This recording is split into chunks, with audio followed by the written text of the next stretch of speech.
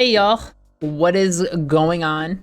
Hope y'all are doing well tonight. Hi Zulia, Jazz, and Chris. Anybody else that might be lurking or watching the VOD, 'cause people do that. Is my lipstick fucked up? Can't tell.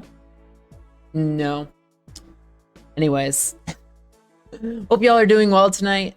Seeing Gengar on that box? Yeah, so check the box here. Make sure, hopefully I didn't upset anybody with the MVPs this week. Hopefully I didn't upset anybody. But I hope y'all are doing well tonight. Yeah, the week 6 recap, let's just jump in. I'm not gonna waste too much time. We're just gonna jump in. I will say it might get kind of it might get a little dicey for the match of the week interview, because I recorded the interview and I messed up the audio and I didn't actually get the coach's audio. It only was me. It was like I was talking to myself. Hey, GrandAquila. And God Bear, welcome in. So we're gonna interview the coach live. A little bit of spoilers, but we're gonna interview the coach live. So hopefully it won't be too scuffed and it'll be okay. But let's jump into the let's jump into actually talking about the battles. How about that? Okay. So the first one that we are going to talk about is God Bear. That is the Chicago Phalanx coming into this match, I believe, at 4-1 against Flying Grayson. That's Josh, coach of the Paladins. I believe they were 2-3 coming into this match. So let's see how this match goes.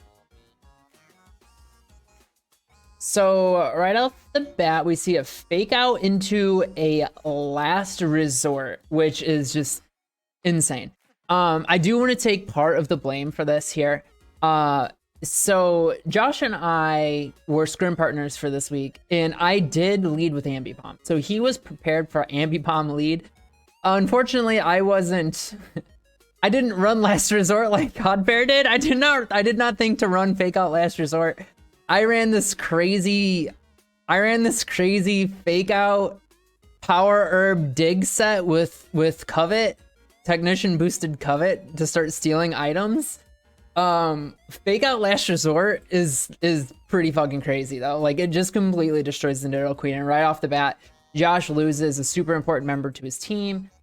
This thing has coverage to threaten everything on the team, and it can set up hazards. Like, losing this on turn 1, or basically on turn 2, is rough. Really, really rough for Josh to come back from. So Josh goes into my Diana, gets the Intimidate off, doubles into Metagross, into the Dunfin, which isn't honestly great for this Pokemon. Like, Metagross doesn't want to eat a stab Earthquake, but instead of going for the Earthquake, God Bear goes for Stone Edge and gives Josh a chance to set up his screens. And now the Cloyster is in. I think what happens here is God Bear is afraid of the Shell Smash. So he goes right into Alakazam. I'm not sure I understand the Alakazam swap either way, unless maybe Scarf Alakazam, and maybe this is Scarfed and it outspeeds +2 Cloyster. Actually, yeah, maybe it outspeeds +2 Cloyster. I was Scarf Sam, so if he Shell Smashed, I outspeed. Okay, so that explains it right there. Thank you. So yeah, that's why that swap happens. But Josh goes right into Icicle Spear and picks off the Alakazam. So getting a little momentum back. Then God Bear goes into the Manaphy, clicks Acid Armor, and that's basically all she wrote from here. If I remember correctly, I don't think Josh is able to figure out a way to break through this Manaphy, and this Manaphy just like wears this entire team down. And that's just, if you're not prepared for double bulk, if you're not prepared for Acid Armor, Calm Mind, Manaphy, you kind of just lose to it. Once again, I take partial responsibility because I never brought that set in scrims, so he was not prepared for it. And like, look at that, it just does nothing. This thing is just gonna wear everything down. So we can, I actually think we can speed this up a little bit. I don't think we need to, like, Manaphy just wins from here. Like, nothing can do any damage to it.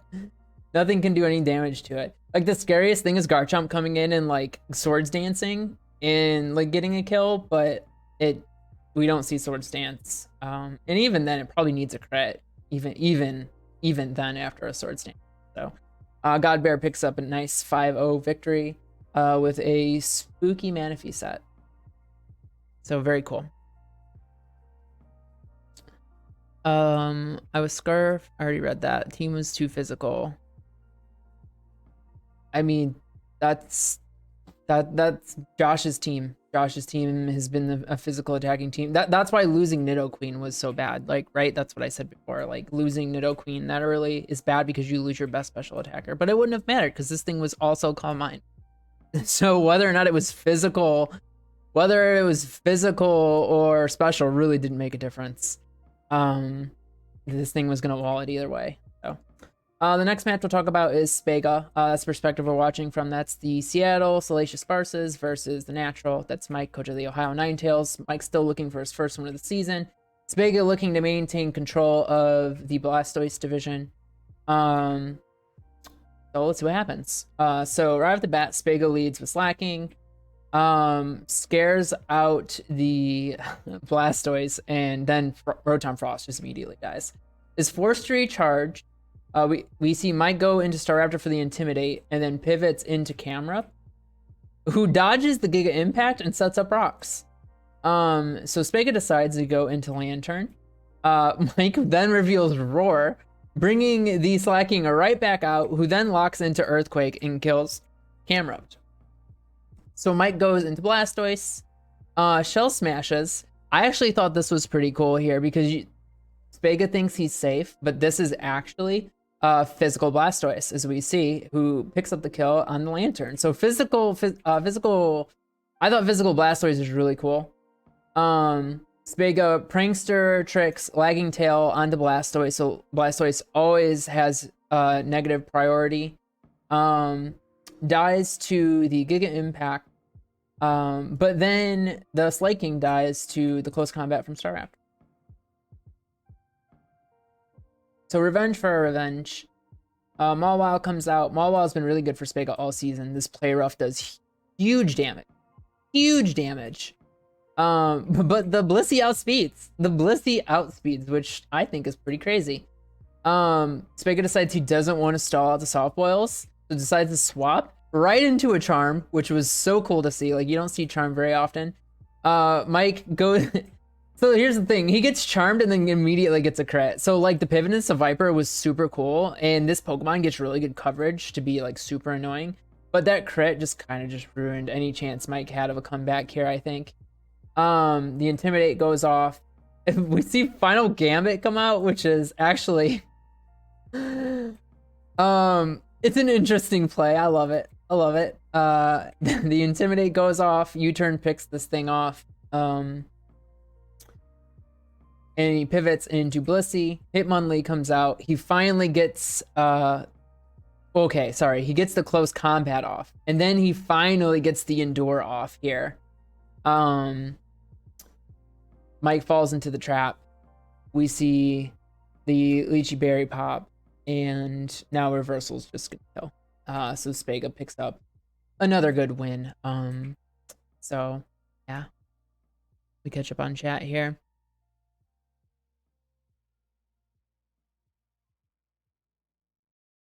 Copying me. Copy Ridley. I promise you, Mike has been in Draft League for a long time, and you using Final Gambit was not his first time seeing that be used. So I don't think he was copying you as much as just using something that he thought was fun. The next match we're going to talk about is Ridley, Speak of the Devil, versus Saint Ridley, who is the Blackthorn City Buzzwoles, and she is up against British Gent and the Darmanchester United. So let's take a look, see how this goes. Because at this point, I think both of these teams are 4-1. So like this game was against two like really like good teams.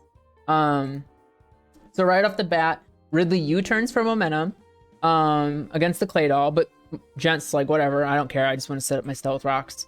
Goes into the Empoleon. Y'all, this Empoleon is wild. This Empoleon is wild. I got a spicy meme for week 10. I can't wait to see. I can't wait to see. And I really, really hope that you're going to honor our agreement for the Sunkern versus Sunflora matchup when we finally play each other. This crit on the Scald on the Regigigas matters. We were talking about it before Ridley explains. Without that crit, that Scald doesn't break the substitute, which puts Ridley in a much better position. But apparently, the crit matters and breaks the sub here. And since it's drowsy, it falls asleep, you know? And that's kind of just changes the complexion of the game, because if you look at Ridley's team, like, nothing wants to eat a Scald. Like, this Regigigas is, like, her best option to deal with the Empoleon, which is why she immediately goes back right into the Regigigas to try and burn some sleep turns. But Gent's like, I'm just going to keep roaring you out and just being really annoying.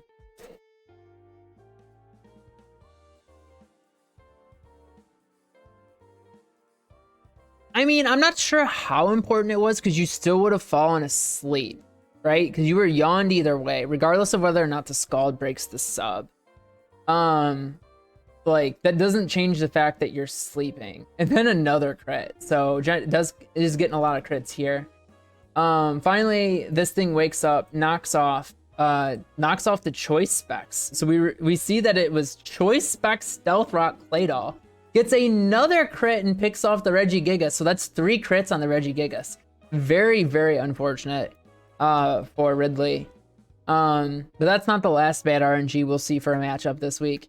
Ridley pivots into Crobat, who just does not care about Giga Drains from Roselia. And then the Empoleon comes back out. And now that Regigigas is gone, like, this Empoleon is just going to be a complete nightmare for Ridley to deal with. It helps with sleep turns, but that's what I'm saying. Like, I'm not sure how much it actually matters in the long run, because those were still going to be, like, you were going to be sleeping. And it does help burn sleep turns, but, like, I think it's more so the fact that it got crit 3 times rather than that one specific crit that made the difference. Because, like, 1 crit is one thing, but 2 crits puts the Regigigas in, like, out of range for another sub, which then means, you know, obviously it's in range for a Psychic from Claydol and goes down. I still think Roos on a flying poison type should soak up poison spikes. Like, it really bothers me. It really, really bothers me, and it'll never not bother me.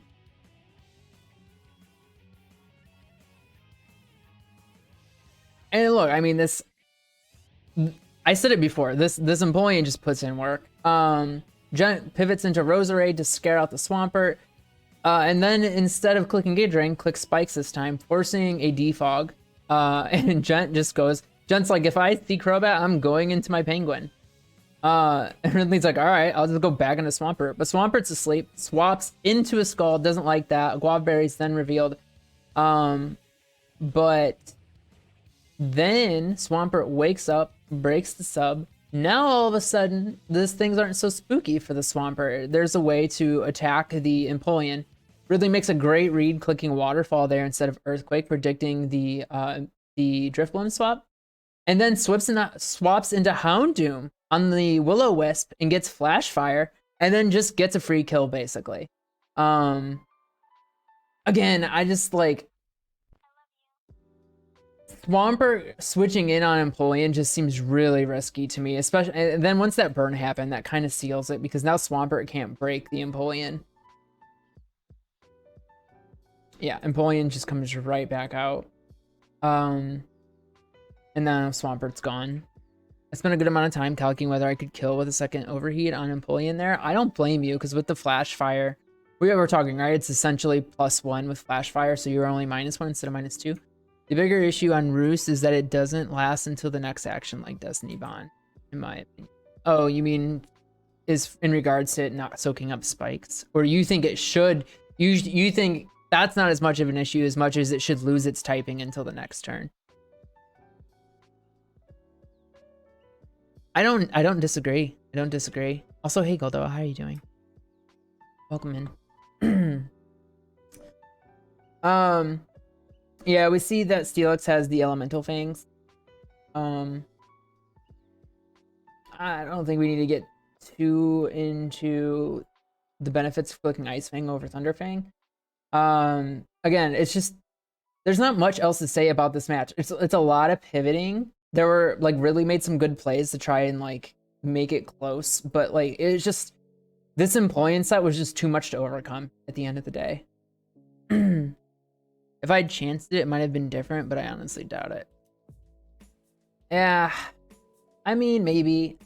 You made some really good plays to like, you know, make it close. I just feel like this set was just too difficult.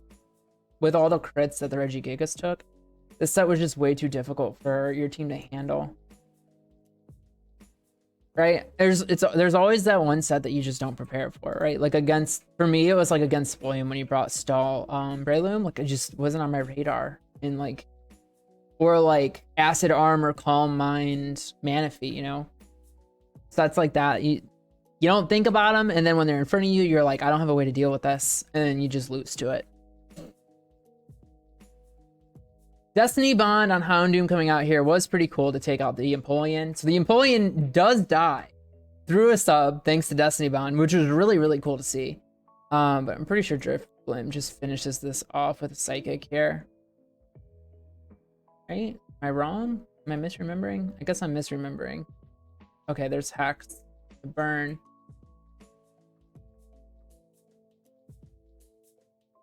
Okay. And there it is. There's the match. Star Breloom was a Psyop by William. Sometimes you just lose a set you never see coming. Yeah, exactly.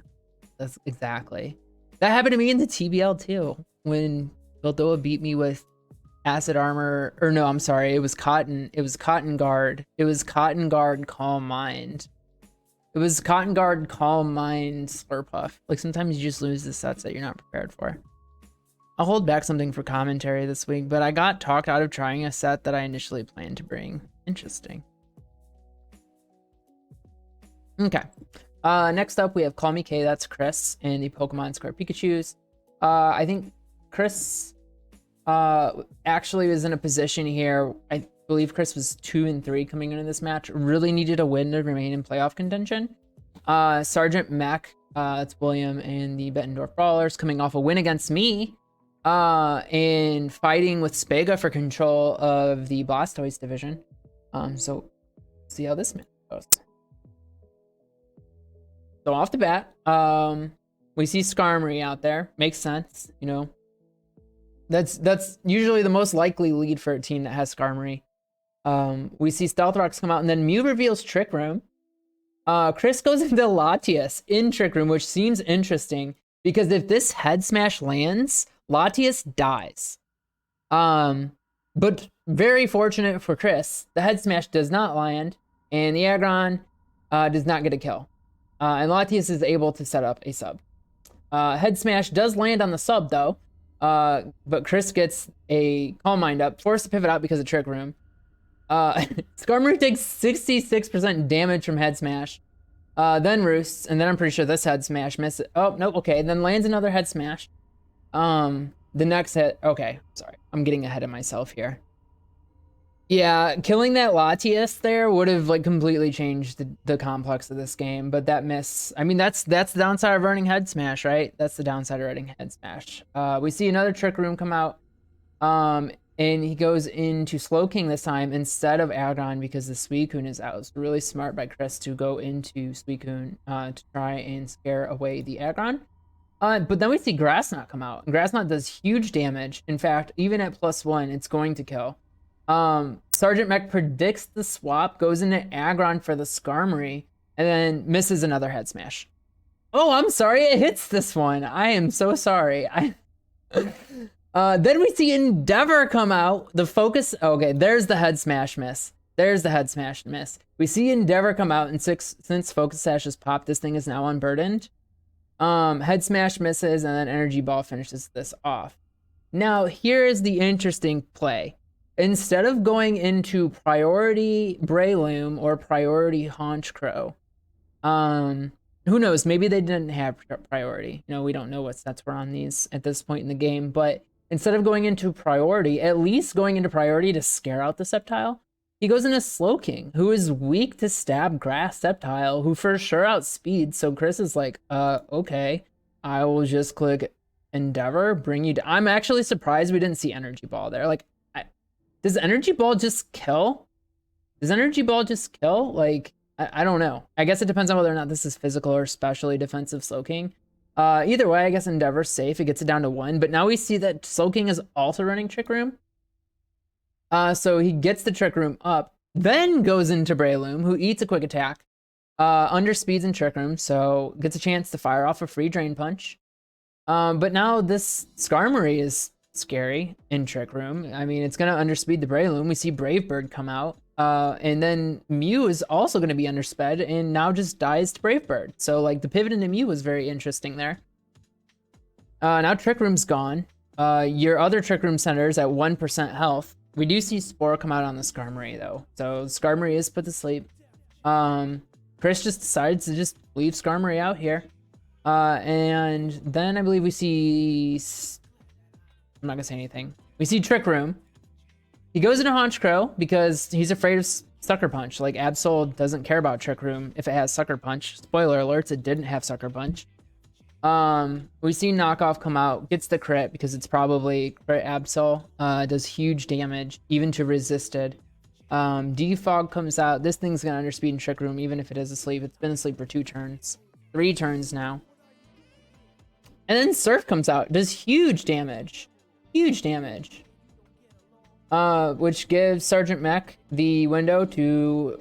Actually, instead of clicking Surf, he doubles into Whiscash, which isn't a bad double, but, like... The Whiscash misses a Stone Edge.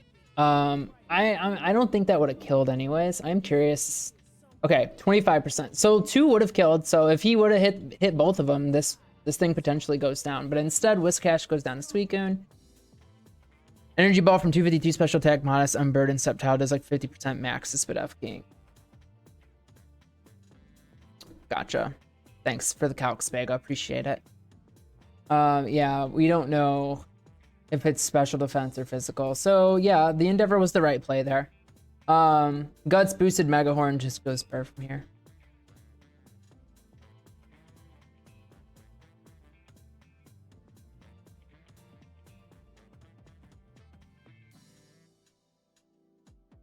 Really good win for Chris. 5-0 victory. Like, really good win for Chris. Okay, the next match is Zulia. And the Polton Gengars, and that's the perspective we're watching from, against the GrandAquila and the Goldenrod Glizzy Gobblers. Both of these coaches were 1-4 coming into this one, so both could really use a win. Buckle in, friends. This one's crazy. This one is crazy. So right off the bat, we see Flareon versus Feraligatr. This is about the worst possible lead for Zulia that could have happened, because what's the one thing you don't want against Feraligatr? A chance for it to click Dragon Dance. And you can't leave Flareon out in front of a Feraligatr. So they were forced to switch out. Very unlucky lead for Zulia. Forced to switch out into Hitmonchan, and now Feraligatr gets to dance. And I mean, Feraligatr is a monster, and this is why. This right here is why. Now, I will say, Zulia should have gone into Azumarill so much sooner. Like, Zulia should have immediately gone into Azumarill. This Feraligatr had no coverage for it at all. Forced to switch out. So the Azumarill, it's revealed that it's lefties. Picks up a kill on the Porygon Z. Forces out the Feraligatr. Gets some good chip off on the Venomoth, but Venomoth puts it to sleep and now gets to dance, and that's scary. I mean, a moth with a gun is very terrifying, and that's why. Now Azumarill's dead. Flareon's gonna come out though, live a Sludge Bomb. I was very surprised by this. And then picks it off with a Flare Blitz. Pretty sure Feraligatr comes out, yep. Outspeeds and kills with Waterfall. And this is where things go fucking apeshit. Gengar comes out, kills the Feraligatr. GrandAquila goes into Gengar. And instead of clicking Shadow Ball, Nasty Plot. Nasty Plots and dies the Shadow Ball. GrandAquila won the speed tie, so if he clicks Shadow Ball, the Gengar probably just dies there. I should have used Shadow Ball. Oh, so it goes down. It goes down. And then Slush Bomb kills the Abomasnow. And then almost kills the Togekiss, takes it down to 6. Togekiss isn't able to kill the Gengar. Gengar lives at 1% and then dies to Hail because it dies first because it's faster. GrandAquila gets the win. Talk about a game. Holy shit. That game was so insane. Like, I'm still watching it. Like, my blood pressure is just through the roof right now. What a fucking match. I cannot believe it. These are the kind of matches that fill me with so much joy. Oh, God. Alright, and the last match of the week is Jazz in the Rock and Rillabooms, who I believe is 2 and 3 coming into this match against myself, Olivine City Volties, who just lost to William last match, so I'm trying to bounce back with a win here. See how it goes. Right off the bat, Jazz leads with Dust Noir. I lead with Bronzong. So this is where I reveal fucking Trick Room, but Jazz reveals Curse, and this is fucking insane. So like, I had game planned for a Dust Noir lead. I was like, I don't care about your Dust Noir. You can't kill me. I can set up a Trick Room. I'm not worried about that. And like, this is what I'm thinking. Like, in my head, I was like, I'm always leading Bronzong. I'm clicking Trick Room, maybe getting up Stealth Rocks, and then I'm gonna go into Pseudo Widow. I am expecting a Will-O-Wisp to come out, so I'm going to leave this in to get the Will-O-Wisp. But when she clicks Curse, I start to panic. Instead of like thinking through, I'm like, oh God, I'm on a timer. I need to do something quickly. Instead of like letting this Bronzong get the burn, I decide, all right, I can't afford to take all this chip from Curse and from burn. I need to go right into Pseudo Widow, and I need to go now. And Jazz is like, ha ha ha, get burned, bitch. And now my Pseudo Widow's completely useless. Poor Rock Daddy. Doesn't get to do much of anything. Even through a burn, though, I mean, this head smash is still doing 47% damage to a Dust Noir. I mean, that's damage, right? That's pretty good. That's pretty good. But Dust Noir goes down to its own Curse. I just decided to leave Pseudo Widow because I'm like, at this point, Pseudo Widow is just worthless to me. And your Dust Noir is not about to set up on me with that set, so I'm just gonna leave this thing out here and just keep firing off head smashes and try to get off some chip. Unfortunately, I also demonstrate to the class why head smash is a bad move, as I miss one as well. Lots of head smash misses this week. Pseudo Widow goes down. Torkoal comes out, which forces out the Granbull because Granbull wants nothing to do with the Sun Boosted Overheat. I decide to yawn on the Rhyperior swap. I leave it out because I check the calcs, and unless this thing is choice banded, and even if it is choice banded, Earthquake's still a roll. This Torkoal's living, so I was max HP, max physical defense, and I was expecting Rhyperior to switch out. And if she leaves it in, it goes to sleep. And I'm Trick Room this week. I mean, I have Sun, but I don't need Sun. I'm Trick Room this week. But then I fire off a Solar Beam. Live the Smackdown, fire off a Solar Beam, get the kill. Feels good. Executor comes out. I'm a little nervous about Sleep Powder, so I go into Shift Tree, who eats the Ancient Power. Scares this out because it wants nothing to do with a Night Slash. I click Leaf Blade here. If I click Swords Dance, if I click Swords Dance, Leaf Blade is a roll on bulky Granbull at +1. So I decided I would just play the safe game, get Chip now, click Leaf Blade, get the damage off. I pivot out into Torkoal, who doesn't care about anything this Bramble wants to do. She pivots into Flygon. I yawn the Flygon. And instead of leaving that out, I decide to go into Bronzong, who eats the Draco Meteor. No problem at all. Now Flygon's asleep, and I can set my Trick Room back up. And I go ahead and use this as an opportunity to set up Stealth Rocks as well, in case Weavile is Focus Sashed. I Gyro Ball for huge damage. This thing wakes up, fires off another Draco. I eat it, no problem. I think that pretty much reveals it's a choice item. Granbull comes out, who doesn't like Gyro Ball either. I'm still going to underspeed you, and it did enough damage to kill. Bronzong finishes off the Granbull. Flygon comes right back out. I decided to pivot into Hariyama, expecting like a Fire Blast. But it doesn't come out, so I fake out, make the flinch, and then Bullet Punch priority to finish off the Flygon. Executor comes out. I go into Bronzong because I'm worried about Psychic. Bronzong eats Psychic, no problem. Fires off an Ancient Power, fishing for those boosts. I get my Trick Room back up. I set up Stealth Rocks again. Once again, break a Sash on Weavile. And this is where I make a read. I go into Hariyama despite the risk of a potential Psychic. And I click Knock Off to kill this thing.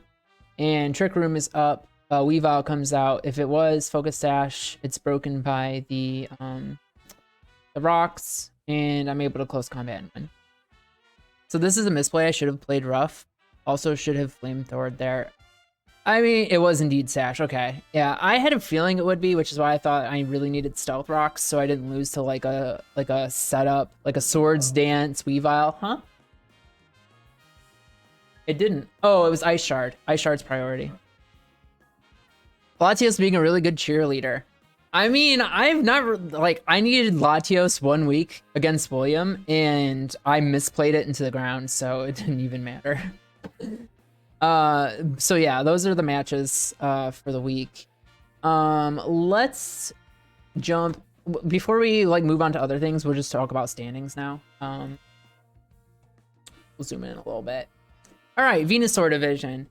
So sitting at the top of the Venusaur division after 6 weeks, we see the Blackthorn City Buzzballs at 4-2 with a +5 differential. Really, really like impressive first season from Ridley. 6 weeks in. 6.55 is actually relatively, so strength of schedules out of 10. So I would say anything above 5 is like above average strength of schedule. I don't know if that's necessarily the case because everyone's above 5, so that's false. I don't know what average is. I'll have to figure that out at some point. Anyways, sitting at the top at 4-2, but the Pokemon Square Pikachus, I mean, there's 4 weeks left in the season. Like, honestly, this whole division's up for grabs still. This whole division is still up for grabs. With 4 weeks left, and this week and the next 2 weeks being interdivision matches, like this whole division is still up for grabs. But Ridley looking really strong so far this season. Then there's the Charizard division. We have 5 teams at 5-1. Mike's here too, just hanging out with us. Look at these differentials: +20, +17, +14.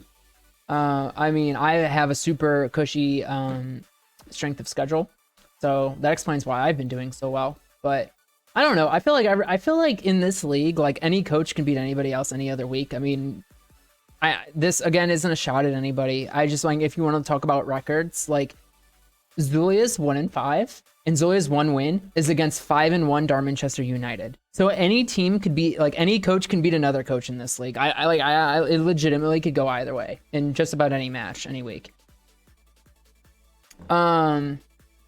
So this division clearly very much still up for grabs.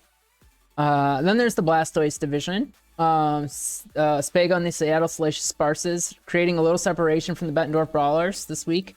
Moving up to 4-2 with a +3 differential. A really high strength of schedule, but not as high as the 9.83. I mean, 9.76 from Josh is insane too, but 9.83 is the hardest strength of schedule in the entire league for poor Zulia and the Polton cars. Poor Zulia. But Spega looking really strong. But again, even this division is still up for grabs. I mean, Zulia can still make playoffs, and I feel like realistically, William or Jazz could still win this division. It is still possible. So especially with the interdivision matches. So we'll see how these play out. With overall seeding, top 6 teams go to the playoffs right now.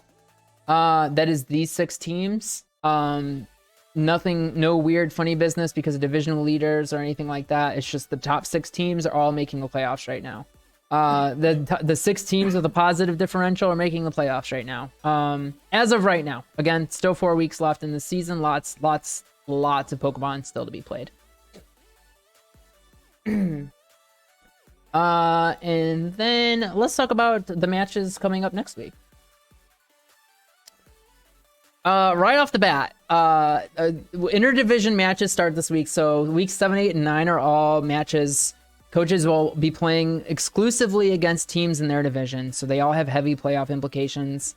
Right off the bat, I play Godbear. We're both 5-1, both facing off this week. Should be a really good match. Whenever Godbear and I play, I feel like it's a pretty fun match.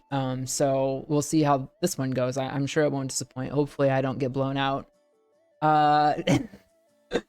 The next match is Mike and the Ohio Ninetales versus, so these are the Charizard division matches. Mike against British Gent and Darmanchester United.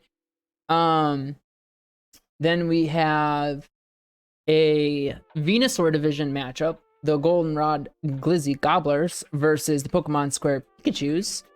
That should be a fun matchup between 2 new coaches.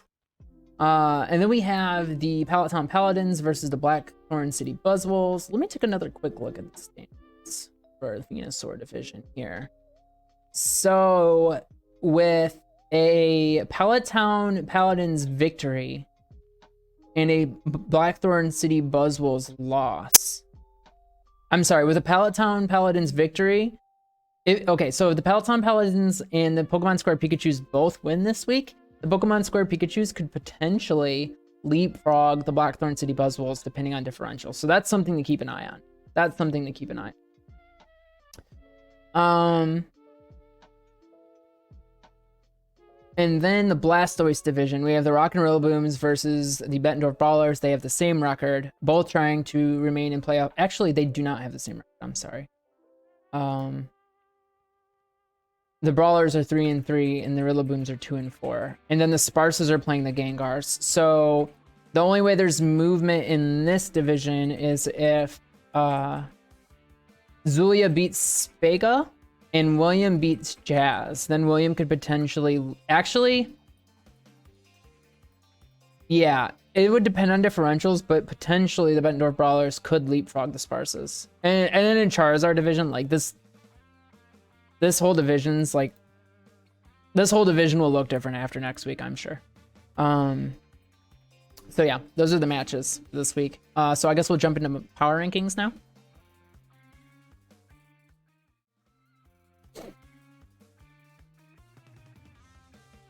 And here's what we're looking at.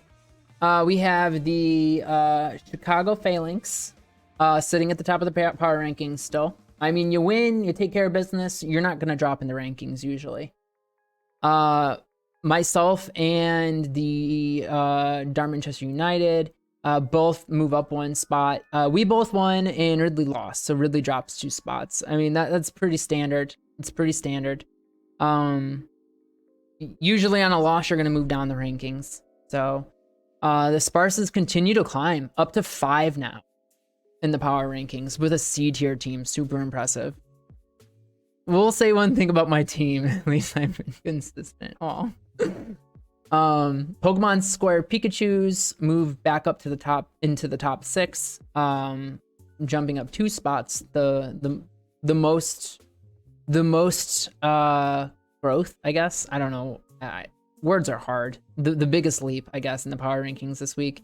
Brawlers dropped 2 spots after a tough loss. Rillabooms also dropped only 1 spot. Not too bad. I mean, they lost to me, and I had only lost 1 other game. So I mean, that's nothing to be ashamed of. The Pallet Town Paladins hold firm. Goldenrod Glizzy Gobblers move up a spot and swap places with the Polton Gengars. And Mike, you know, Mike's chilling. That's what Mike does. Mike's chilling. All right. GrandAquila, you ready to do the thing?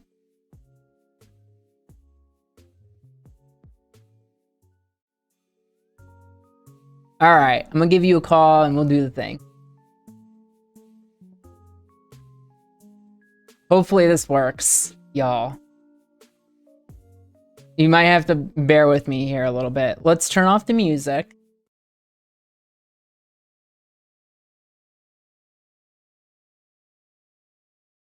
Hello. We can't hear you. Give me a second. Give me one quick second here. This is my fault. This is me being bad at stuff and things.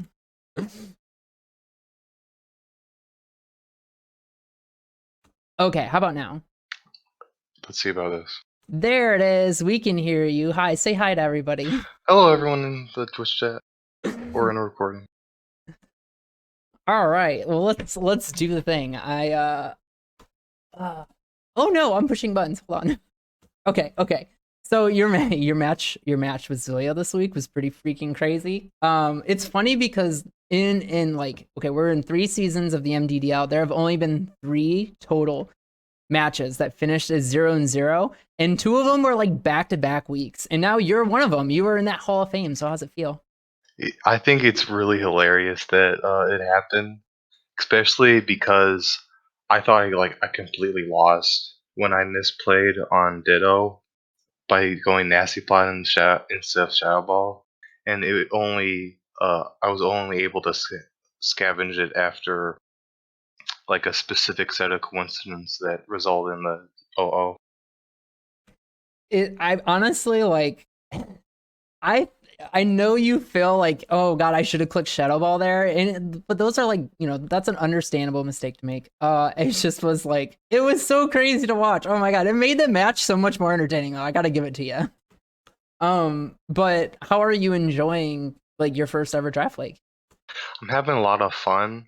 Like during the actual draft, I spent most of my focus on getting Pokemons I enjoyed.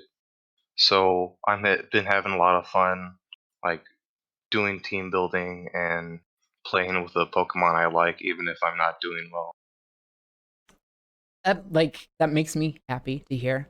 Because like first and foremost, that's why we're doing this, right? We're doing this to have fun. Like it's literally Pokemon. Like it's important that we try not to take this too serious. Try to remember that we're having fun. And I feel like you've done a great job of like being a good example on that front all season. You always build with Pokemon that you like, and that's going to lead me to my final question for you. Who has been the Pokemon you've had the most fun team building this year, and why is it Togekiss? Well, Togekiss is definitely up there. It's probably my favorite because it's just so fun to use, especially with the flinch axe. But another favorite of mine is Ditto because it's just so versatile, and if I've something I don't know how to deal with, it's a good call-in because it just replicates whatever I'm facing. I mean, look, I told you the people want to know, and I said this when we did the original interview. I asked this question. I was like, the people want to know, and they do. Look at the chat. The people want to know, when is Hustle coming? I definitely plan to do it at least once during the season. I don't know when, but it will happen. I promise. I swear. I for one am very much looking forward to it. But I really appreciate you coming on for the interview. Thank you so much. No problem. Say bye to everybody. Bye, everyone.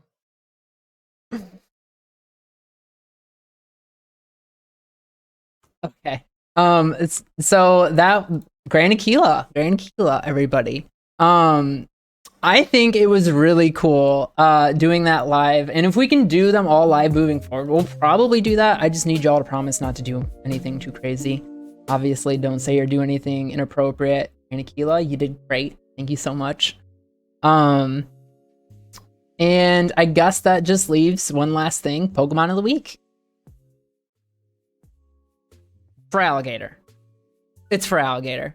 I mean, come on. Feraligatr had 4 kills. Feraligatr did great. good gator friend. Good gator friend. So yeah, there you go. Noam Chomsky is such an excellent name too. And I mean, this is a great gift. Look how happy the Feraligatr is. Just so happy.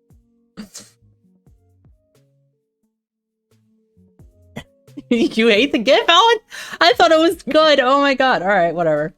That's what I know. All right, y'all. Well, that's the recap. I appreciate y'all hanging out. Week 7 should be fun. So, you know, interdivision matches. Things are gonna get spicy. And I would stream more after this, but I really want to catch the end of the Cavs game if it's not already over. And so I'm gonna go catch that. But I do appreciate y'all coming to hang out with me for this. I will be live for realsies, not tomorrow, because tomorrow it's a weird week. Yesterday was Valentine's Day and my 4-year anniversary of starting hormone replacement therapy. So I took the day off, spent the day with William. It's over. Well, I'll catch the ending. We'll see how I want to go watch the ending. So I'm gonna go watch the ending. I can watch the replay, so that's what I'm gonna do. But I do appreciate y'all hanging out. If you're watching on YouTube, please like, subscribe, leave a comment. Really means a lot to me. I will be live again on Thursday. I'm gonna go live. Even though it'll be the day after electrolysis. Usually I don't like being on camera, but I didn't stream Monday, so I feel like I need to stream. So if you all want to come hang out Thursday, please do. Yeah, I'll catch y'all next time. Bye, y'all. Have a good night. Goodbye.